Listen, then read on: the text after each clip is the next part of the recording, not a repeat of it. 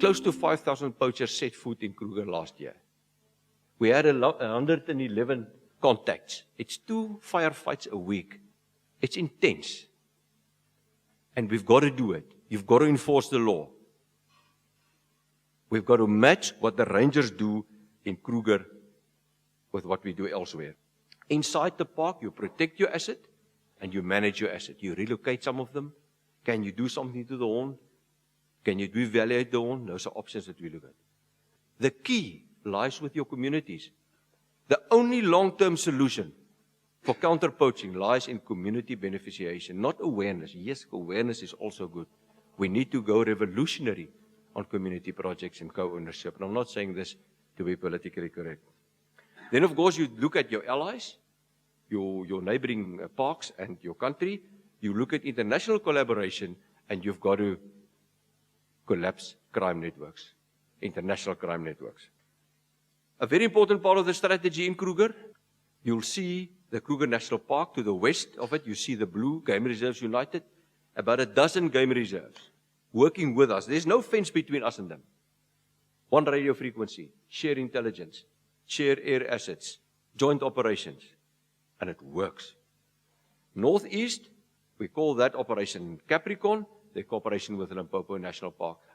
South of there, from Mozambique down to Komati, about 8 concessions, millions of rand invested, and that is where we're focusing now. We're meeting in Maputo again on Wednesday to make that more solid so that we have the one whole cooperating towards clearing the park from the outside. And about Mozambique, there's good progress in Mozambique. You'll see there Operation Capricorn in the north, Rubicon in the south, Operation Ndabombo, close cooperation with the police, and we work closely with the Chesano Foundation, who is linked to the Peace Park Foundation. There are poacher fatalities, and I'm not at liberty to disclose. It's not as if it's hundreds. There are poacher fatalities where, according to the rules of engagement, you try, specifically once they've poached, they have the horn, you try and arrest them, and they try and kill the ranger. Then reaction kicks in. It happens in the middle of the night. You have a split second to decide. Who then has the right to kill wildlife?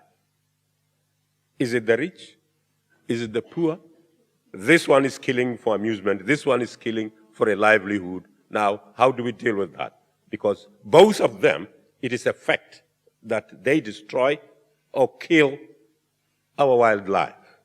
If we all join hands as equal partners in the management of wildlife conservation, wildlife populations threatened with extinctions will be saved and will increase going into the future. The new approach to recognize local communities as partners in the management of wildlife conservation and receipt of both tangible and intangible benefits, recognizing their rights and land ownership and control of protected areas is welcomed by the people, but on the ground, not much is changed. Hence, the many civil defiance of conservation laws and regulations. Thank you. So in Vietnam, in the last 5 to 10 years, its popularity as something that is taken within your friends, within your group of friends, within your family, as a way of showing your status, has dramatically escalated. And in fact, you can see this lady here is using a brand new product, a brand new method with which to take rhino horn. These low-lipped ceramic bowls with a very rough serrated bottom. The horn is ground against the bottom of the bowl, some liquid is added, and the rhino horn is drunk. So the spike that we're seeing in rhino poaching in South Africa in the last 5 to 10 years seems to perhaps be correlated with this new use of rhino horn as a status symbol in Vietnam. So I don't think we should underestimate the effectiveness of these illicit supply chains, which have become embedded, providing products from Africa to meet the demand in Asia, or the impact of this very rapid globalization that we're experiencing in terms of people's ability to move information, to move the product and money. These chains are highly adaptive. They can move rapidly across national borders in a way that the law enforcement agencies simply are unable to react to with the same level of agility. We have been blinded by this veil of ignorance of how the market looks like. We don't have any, you'd be surprised. We don't even have an approximation of an idea as to what is the structure of this market. Okay, so I'm not even, close to making estimates about concentration ratios or, vertical integration. No information whatsoever. It is really alarming to make policy recommendations under this, or being blinded by this veil of ignorance. And I think we need to be aware of the pitfalls and dangers. We know very little about ownership structures, type of firm, size, degree of vertical integration. Cost structures, we virtually know nothing about the cost structures of these firms. We have no information on the structural composition of costs. We have scale economies ruled out by assumption. This is the most amazing thing, because if there is something characteristic of firms all over the world today, is that they enjoy scale economies. Are these firms diversified? How much product diversification do they engage in? We simply don't know. What about finance? How are these firms financed? What is their debt equity ratio? What are their links with financial sector? These are big words. Maybe we're talking about retailers or middlemen. So what is the relation with, for example, the local money lenders, or the big traders that supply them with the rhino horn that they will be selling? Do we know something about this? No, we don't. All of the above condition or determine the capacity of firms to launch or withstand price wars or other forms of competition with firms in the market in which they operate. So I submit to you that this is really crucial information if we are going to evaluate the advantages or disadvantages of deregulating rhino horn market. A horn like this on the illegal market is worth about 2 million rand. Let's put that in perspective at the start. And I think no matter what punitive or prohibitive measures that we introduce, rhinos and other wildlife species will continue to dwindle unless we have a fundamental rethink on the way forward. At present, to quantify what is happening, about 1,500 horn sets are poached and smuggled out of Africa last year in 2014. The total retail value of this was around about 4 billion rand, with all the money going to the criminal networks.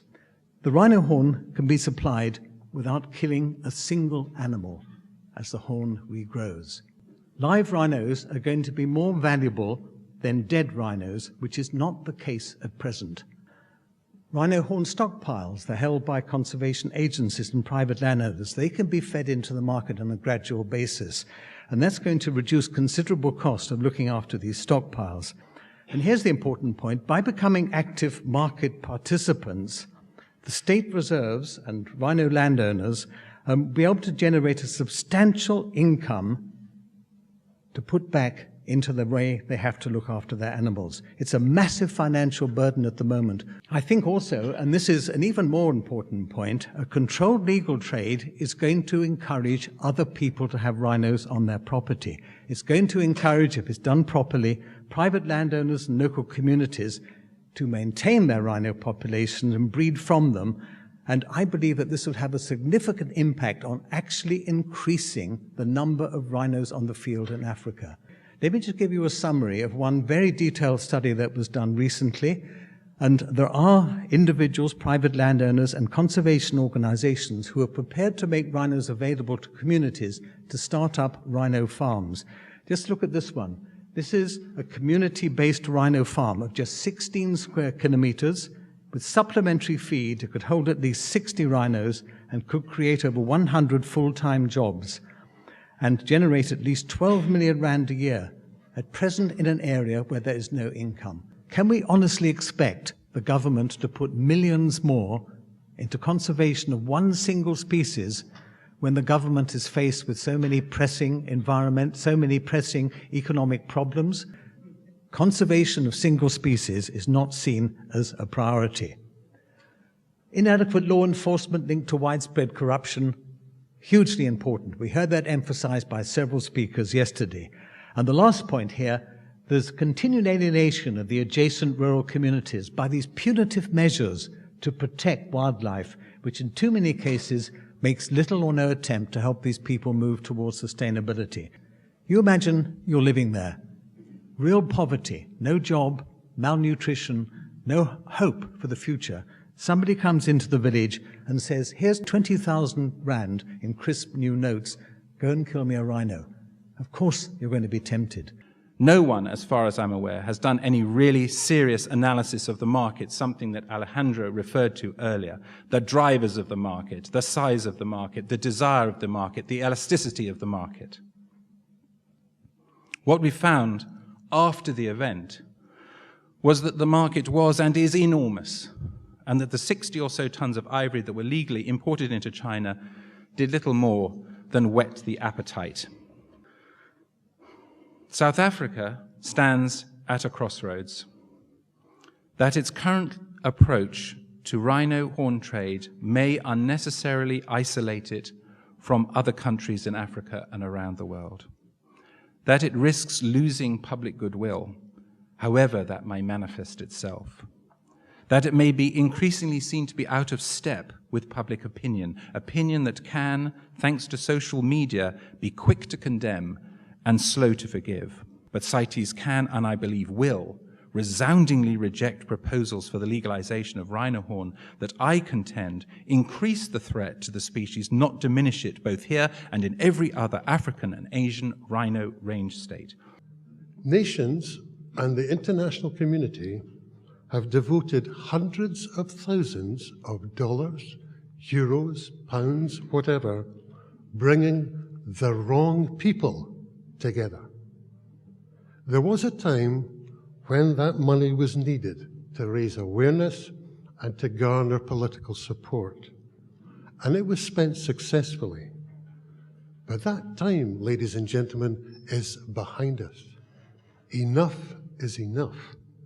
Now it is time for action, and for that, we need a new set of players around the table. I earnestly believe that reaching out to senior managers and policymakers in the law enforcement and prosecution communities is long overdue, because it is they who ought to be designing, agreeing, adopting, and implementing the strategies required to deal with organized crime, not politicians, conservationists, or campaigners. The cop in me makes me believe that strategies, military strategies, should always only be temporary. Another knock-on effect of the current approaches is that they tend again to reinforce the impression that what we are dealing with is illicit trade and not crime. Anti-poaching work involves specialized skills, very considerable bravery, and it is utterly essential. Every time a rhino is killed or an elephant's tusk is smuggled across a border, we have lost a battle. However, if you focus too much on anti-poaching, you are not going to win the war. In terms of consequences of wildlife crime in Africa particularly, wildlife crime is seen as a development issue also in relation to the social, economic, and environmental consequences. These consequences associated with wildlife crime include threat to national and international security, transmission of diseases from animals to people, degradation of ecosystem and ecosystem services, loss of biodiversity, loss of revenues from ecotourism, negatively affect livelihood, especially in rural communities. It also undermines good governance and the rule of law. We need new solutions. We need to reimagine. Actually, we need to reinvent ourselves, and that's really what I had to do. What we're facing worldwide in terms of biodiversity loss, and in Africa in particular, the loss of our magnificent species, it's just unthinkable that we don't do whatever it takes, even if it means we have to reinvent ourselves. The truth is, there is an enemy out there. And the enemies are the poachers, the guys with the guns, the guys with the bows and arrows and the snares. The enemies are the guys who are trafficking ivory, rhino horn, and other wildlife products. We are not the enemies. We come into these meetings and these debates and we act as if we're fighting each other, when in fact, the truth is we're all actually on the same side. Deep down, we all believe in the protection of this magnificent wildlife heritage that we've inherited. 3 simple things we want to do. First, we have to win the hearts and minds of everyone in Africa to support our heritage, which is really about our identity. We have to eliminate the supply of ivory, and we have to extinguish the demand in the countries in the Far East in particular. It is essential that cooperation between countries, provinces is improved to tackle biodiversity crime on a regional or provincial level. There must be buy-in from all levels of government, and effective partnerships and networks must be built between various stakeholders. And it's easier said than done. Corruption is a big problem. And we that are in the game for some time, we know who we can talk to and who we can't talk to. And there should be a free and fair exchange of information between departments regarding biodiversity crime.